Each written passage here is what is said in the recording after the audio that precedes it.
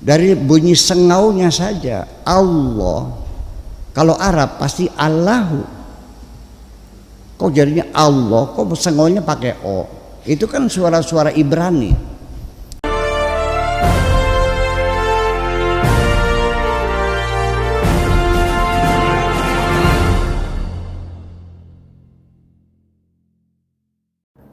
Shalom, salam damai sejahtera bagi kita semuanya. Apa kabar saudara? Saya berdoa saudara-saudara semuanya sehat selalu.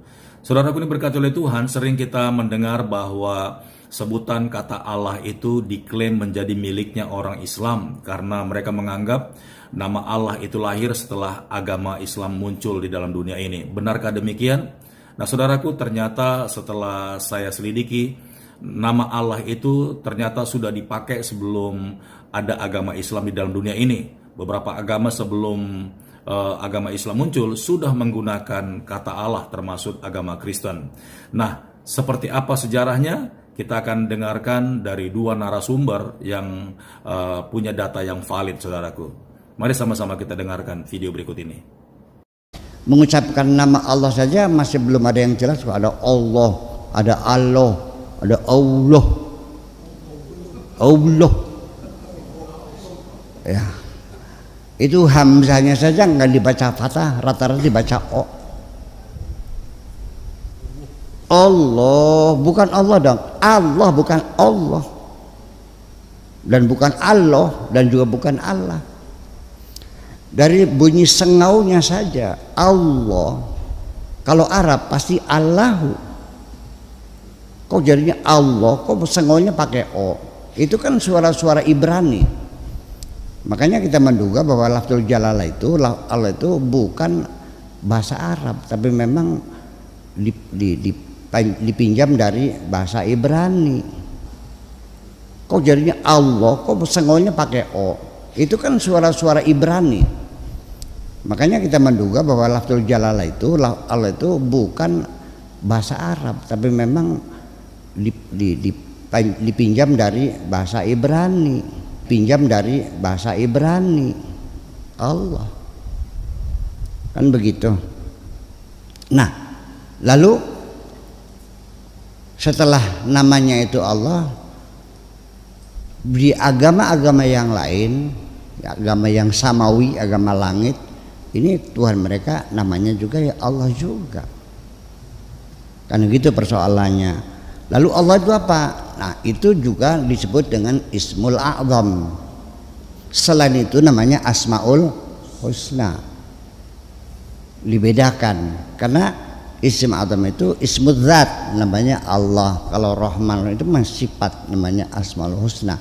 Tahukah kalian bahwa ternyata kita sebagai orang Kristen telah menggunakan nama Allah sebelum umat Islam menggunakannya? Ini adalah inskripsi Ummul Jimal yang ditemukan sekitar abad 2 sampai 6 Masehi. Nah, ditemukannya di sebuah kota Kristen yaitu Ummul Jimal di sekitar daerah Nabatea. Uniknya di dalam inskripsi ini memuat nama Allah pada tulisan awalnya yaitu Allahu Ghafran atau Allah mengampuni. Nah, selain inskripsi tersebut ada juga inskripsi Zabat yang diambil pada tahun 512 Masehi. Inskripsi ini ditulis dalam 3 bahasa yaitu bahasa Yunani, Aram, dan Arab. Nah, di mana di bahasa Arabnya ada tertulis Bismil Ilah atau dengan menyebut nama Al-Ilah atau Allah. Jadi, baik aku sebagai orang Kristen atau kamu sebagai orang Muslim, sah-sah saja untuk menggunakan nama Allah. Ya, setelah kita mendengarkan penjelasan dari dua narasumber yang saya sematkan di video ini, saya berharap saudara-saudara yang menyaksikan video ini dapat menerima dan memahaminya, karena saya yakin dua narasumber ini dapat dipercaya karena mereka adalah orang-orang yang sedang belajar bahkan mendalami sejarah-sejarah tentang teologi, saudaraku.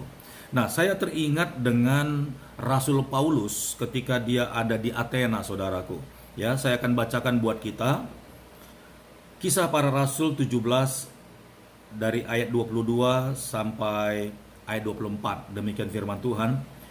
Paulus pergi berdiri di atas Areopagus dan berkata, "Hai orang-orang Athena, aku lihat bahwa dalam segala hal kamu sangat beribadah kepada dewa-dewa. Sebab ketika aku berjalan-jalan di kotamu dan melihat-lihat barang-barang pujaanmu, aku menjumpai juga sebuah mezbah dengan tulisan kepada Allah yang tidak dikenal. Apa yang kamu sembah tanpa mengenalnya, itulah yang kuberitakan kepada kamu. Ayat 24, Allah yang telah menjadikan bumi dan segala isinya, Ia yang adalah Tuhan atas langit dan bumi, tidak diam dalam kuil-kuil buatan tangan manusia. Nah, dari kisah ini saya akhirnya bisa mengerti bahwa sebelum zaman perjanjian baru, sebelum Yesus hadir di dalam dunia ini, manusia sebenarnya sedang mencari jati diri Allah karena manusia yakin ada yang menciptakan bumi dan dunia ini. Tetapi bagaimana cara menemukannya? Dan puji Tuhan, hanya beberapa orang tertentu saja yang diizinkan untuk berhubungan dengan Tuhan. Salah satunya adalah Abraham, kemudian Musa, lalu Yosua, dan banyak lagi nabi-nabi yang lain yang Tuhan izinkan untuk berhadap-hadapan dengan Tuhan sekalipun tidak berjumpa dengan muka. Bahkan sempat ditanya namanya dan Allah menjawab, aku adalah Alfa dan Omega. Dan bangsa Israel sampai hari ini yakin karena begitu kudusnya Tuhan, dan mereka menyebut nama Tuhan itu adalah YHWH, Yahweh. Dan kalau mereka ingin bersembayang karena saking kudusnya nama Tuhan dan tidak sembarangan disebut, mereka menyebut Tuhan itu Adonai yang mulia. Nah saudaraku, ada banyak suku-suku lain yang tidak mendapatkan kesempatan berjumpa dengan Tuhan saat itu sebelum Tuhan Yesus hadir. Mereka meyakini bahwa di luar pribadi manusia seperti dewa-dewa, bahkan ada kekuatan lain, itu mereka percaya adalah Tuhan dan mereka sematkan di benda-benda atau seperti patung-patung. Dan mereka memberikan itu gelar Allah, saudaraku. Dan kemudian karena ketidaktahuan mereka juga seperti di Athena ini, ya, dalam sesembahan mereka menuliskan kepada Allah lain yang tidak kami kenal. Jadi sebenarnya manusia zaman dahulu itu sedang mencari-cari dan meyakini ada pribadi Tuhan yang tidak terlihat yang memang dapat menolong dan menyelamatkan manusia.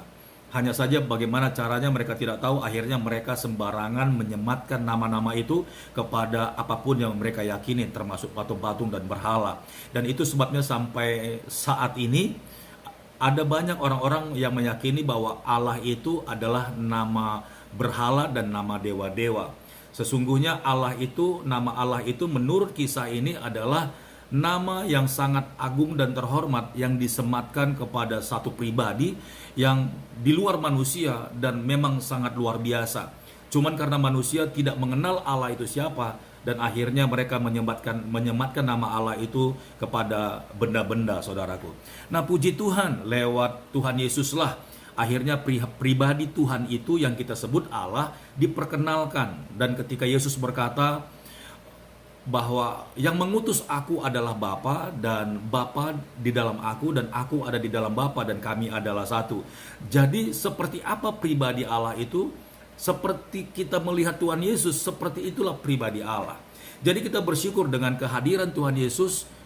Manusia yang sebelum Yesus hadir mencari-cari jati diri Allah, dan ketika Yesus ada di dalam dunia dan mereka bisa melihat dan merasakan bagaimana pribadi dan jati diri Allah itu di dalam Tuhan Yesus. Memang ketika Tuhan Yesus dalam pelayanannya di dalam dunia ini tidak menyebutkan Allah, Tuhan Yesus justru menyebutkan Bapanya. Tetapi nama Allah itu disematkan oleh orang-orang sampai hari ini menjadi nama yang mulia, nama yang terhormat. Dan sampai hari ini pun umat Kristen masih menggunakan menyebut Allah, menyebut Bapa Tuhan itu adalah Allah. Nah sekarang tinggal tergantung kita, saudaraku. Itu sebabnya Alkitab mencatat Allah itu menunjuk kepada Tuhan dan kita sudah mengenalnya. Dan kita yakin bahwa ketika kita menyebut Allah itu bukan lagi kepada benda-benda, bukan lagi kepada patung-patung, tetapi kepada Tuhan Yesus dan kepada Bapa di surga dan kepada Roh Kudus. Baik saudara-saudaraku ini diberkati oleh Tuhan. Kiranya penjelasan dari Pastor Daud ini boleh menjadi bahan untuk kita semakin mengerti ketika kita meletakkan nama Allah ini kepada Tuhan yang kita sembah. Kiranya video ini menjadi berkat bagi kita semuanya. Sampai jumpa di video berikutnya. Tuhan Yesus memberkati.